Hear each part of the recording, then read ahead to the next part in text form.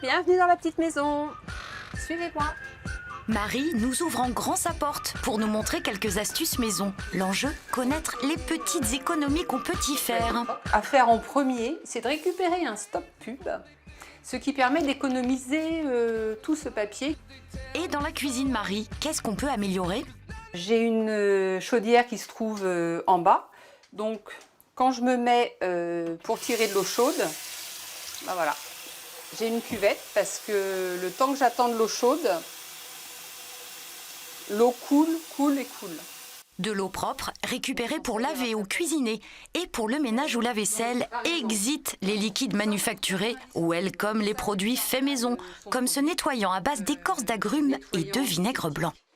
Une bouteille d'1 litre de vinaigre blanc, ça va coûter actuellement 90 centimes. Avec ça, je vais faire un produit qui va durer, puisqu'on remet de l'eau, ça va durer 6 mois.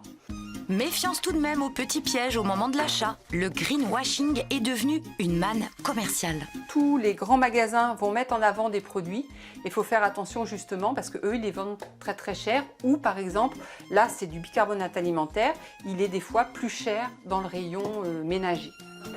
Vous suivez toujours, dans la douche, même principe, on récupère l'eau froide en attendant l'eau chaude. Pour faire un petit lavage à la main, ou alors elle va dans à la place de la chasse d'eau.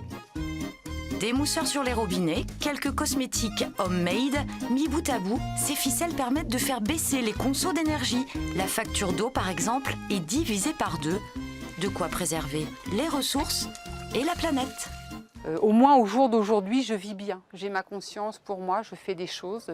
J'essaye d'être au mieux en raccord avec la planète. Et si tout le monde s'y mettait, on va éviter peut-être l'accélération. Si jamais donc vous trouvez qu'il n'est pas assez dégraissant, vous augmentez les cristaux de soude. Et comme Marie est partageuse, elle dévoile toutes ses recettes ici, à l'atelier de la COP21 dans le centre-ville de Rouen.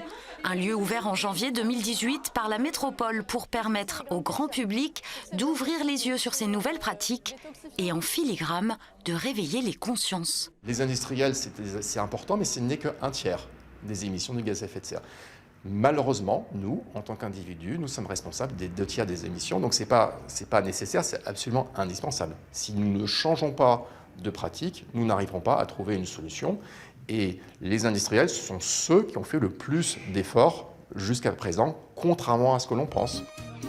5000 personnes ont déjà passé les portes de ces ateliers animés par des associations militantes. Mode de transport, consommation, rénovation, toute l'info y est disponible pour changer son mode de vie et qui sait, changer aussi le cours des choses.